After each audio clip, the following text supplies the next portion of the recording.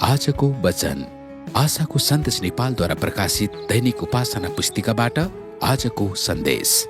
प्रशस्तताको लागि परमेश्वरमा विश्वास गर्नुहोस्। जय मसीह। आज मंगलबार जुन 2 तारिक जेठ 19 गते।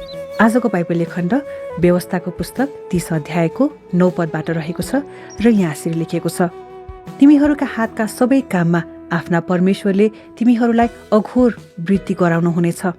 एक दिन एकजना जवान कलाकारले आफ्नी काकी पर्ने नातेदारलाई फोन गरेर थाहा दिइन् कि तिनी काठ कुदेर बनाएका समुद्री चराहरूको कलाकृतिहरू एक उपहार पसलका मालिकलाई बेच्नका लागि यात्रामा जाँदैछिन्। तिनले आफ्नी काकीलाई आफ्नो यात्रा सफल होस् भनेर प्रार्थना गरिदिन अनुरोध गरिन्। तिनकी काकीले आश्वासन दिन् कि तिनले आजसम्म पाएको सबैभन्दा ठूलो अर्डरको लागि प्रार्थना गर्नेछिन्। त्यो साँझ ती कलाकारले आफ्नी काकीलाई फेरि फोन गरिन्।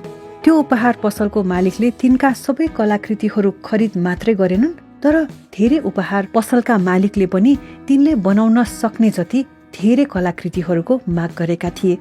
परमेश्वरले प्रार्थनाको जवाफ कति प्रशस्त मात्रामा दिनुभएको छ भन्ने कुरामा तिनी छक्क परिन्। तिनले आफ्नी काकीलाई भनिन्, अब प्रार्थना गरिदिनुहोस् कि म उहाँको माग पूरा गर्न सकूं। तिनकी काकीले जवाफ दिन्, परमप्रभुले तबसम्म ढोका खोल्नुहुन्न जबसम्म उहाँले हामीलाई सफलतापूर्वक त्यो बाटो पार गर्ने आशा गर्नुहुन्न। हामी वर्षाका लागि प्रार्थना गर्छौं भने मुसलधारे पानी पर्दा छक्क नपर। के तपाईँ आफ्नो जीवनमा कुनै आवश्यकता पूरा गर्न परमेश्वरलाई प्रार्थना गर्दै हुनुहुन्छ? तपाईँ कस्तो जवाफको अपेक्षा गर्दै हुनुहुन्छ? इमानदार बन्नुहोस्। न्यूनतम थोरै तर सन्तोषजनक? के तपाईँ प्रचुर मात्रामा वा अत्याधिक मात्रामा उपलब्धताको अपेक्षा गर्दै हुनुहुन्छ? परमेश्वरको यो वचनमा खडा हुनुहोस्।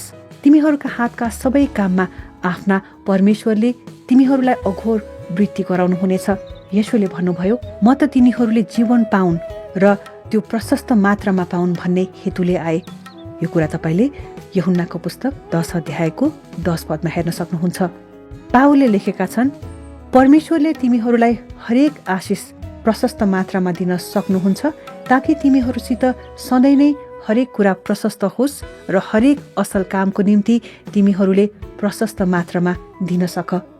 यो कुरा तपाईँले दोस्रो कोरिन्थीको पुस्तक 9 अध्यायको 8 पदमा हेर्न सक्नुहुन्छ। त्यसै कारण आज तपाईँको जीवनमा कुनै क्षेत्रमा घटी कमी छ भने प्रशस्तताको लागि परमेश्वरमा विश्वास गर्नुहोस्। आमेन। परमेश्वरले यहाँहरू सबैलाई धेरै आशिष दिउन्। जय मसीह। आजको वचन नेपालमै सर्वाधिक पढिने र सुनिने दैनिक उपासना पुस्तिका। हाम्रो ठेगाना आशाको सन्देश Nepal, Nakhu, Lalitpur. Mobile number 98082048 04870। Email ठेगाना mos.radioministry@gmail.com।